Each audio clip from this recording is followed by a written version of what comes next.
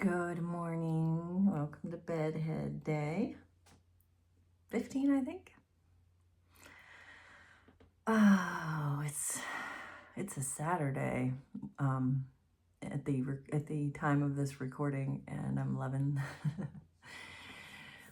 the bedhead vibes of my morning.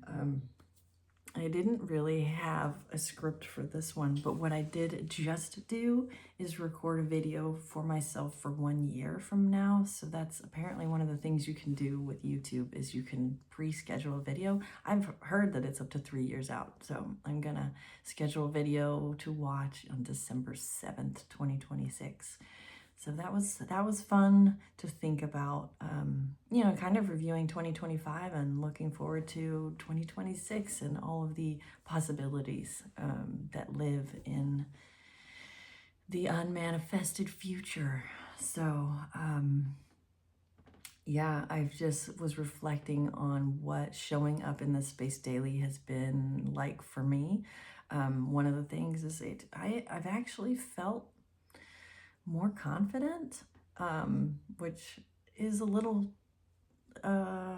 paradoxical to me, considering, I don't know, maybe it's not, but there's been times where I've met people in networking. I think I already talked about this, and we become friends on Facebook, and I'm like, oh man, they're now gonna see my daily bedheads. But at the same token, as I step more into myself fully,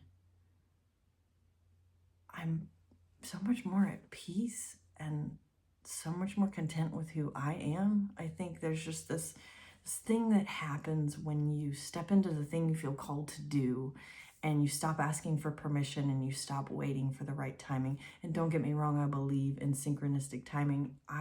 I've wanted to do videos on YouTube since I discovered YouTube. So I don't know, like 15 years ago. I mean, I've had this desire. So that's not to say that you always just start doing the thing you want to do, which I do now wish that I had been doing this for 15 years and had already gotten through all those learning curves. I've got this long list of things that I want to learn, like just cropping videos into shorts, how to make a playlist, how to do better titles, how to create end screens, all kinds of stuff that just never even thought about when I decided to get in front of a camera daily. So, but my point is that there's just one thing that I have come to realize as I kind of went through my adult life with this ache and this sense of deep restlessness and this feeling that there was more in me, and this like just pressure that I wasn't doing what I was supposed to be doing. And I would try so hard to really just engage with whatever it was in my life at the time, my job, my business, my family. But there was always just this sense that there was more that I was supposed to be doing. And I don't like to necessarily say that doing bedhead videos in the morning is more, but I knew that I was feeling this calling, but it felt like a mountain. It felt like a 10,000-mile journey. It felt like chasing, it felt like striving. And one of the things that I think is so beautiful is that when you finally get clear on what you value and you take these steps towards it, I don't know, for me, it's cleared up all of that pressure, that angst and that restlessness. Now I just feel at ease AF, if you read my Substack. I feel aligned. I feel right. And you can't buy that. You can't pay for that. This is like the best life. I mean, I didn't used to think that I could be a writer because that was for other people. And because why would I write if I can't make a career out of it? I mean, we live in this absurd world in society that seems to have taught many of us, hopefully I don't think Gen Z or the even younger generation than that is really, they haven't bought this memo the way older people like myself have, and my parents, that if what you do isn't tied to some linear measurable result and something that's highly productive, or something that makes you money, that it's not valuable and that it's not worth doing. But just stepping into what I feel called to do in 2025, starting to write and publish on Substack. It was free. I didn't have to get anybody's permission. It's sometimes like we hold ourselves back from these things, and it's so simple to start. And then we beat ourselves up and we make it so much harder on ourselves rather than celebrating these little wins along the way.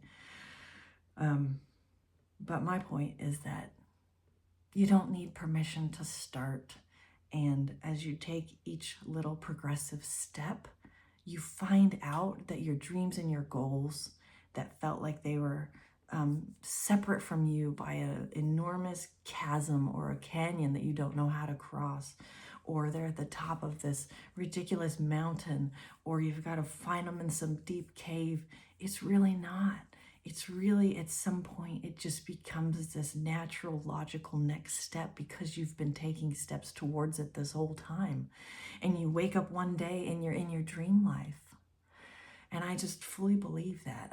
I believe that that's what manifestation really is from an ease AF perspective. It's not that, I'm getting up every day in the morning and at a time that works for me, and I'm getting in front of a video. There's been at least one day so far I didn't want to do this. So it's not like there's not effort involved, but it's different from striving and chasing and overwhelming ourselves with the process. I think when we start to get clear on what our heart is calling us to do, what our soul is asking from us, and we just take these next steps, I don't know. For me, I don't need an outcome. I don't need a fancy result. I don't need views even. I don't need a pat on the back. I just need to be doing what I need to be doing, which is showing up in this space and sharing in a way that I feel called to share. And already I've gotten messages from people that have truly brought tears to my eyes. Because by me giving permission to myself, I'm also giving permission to others. And that is, that's like my life purpose right there. That's what I live for. 8 minutes in here, I think I've said enough for today. And I don't know when you'll be tuning into this. Who knows what the algorithm gods will decide for us who just long to be entertained. So if our paths cross, it's a true honor and a pleasure because you've listened all the way through. And certainly I hope that you continue to be a part of this experience with me. And if not, that's okay too. I wish you all the blessings on your path. And I love that we had this synchronistic moment together in time and space, wherever and however that works out. And I just wish you a beautiful rest of your day.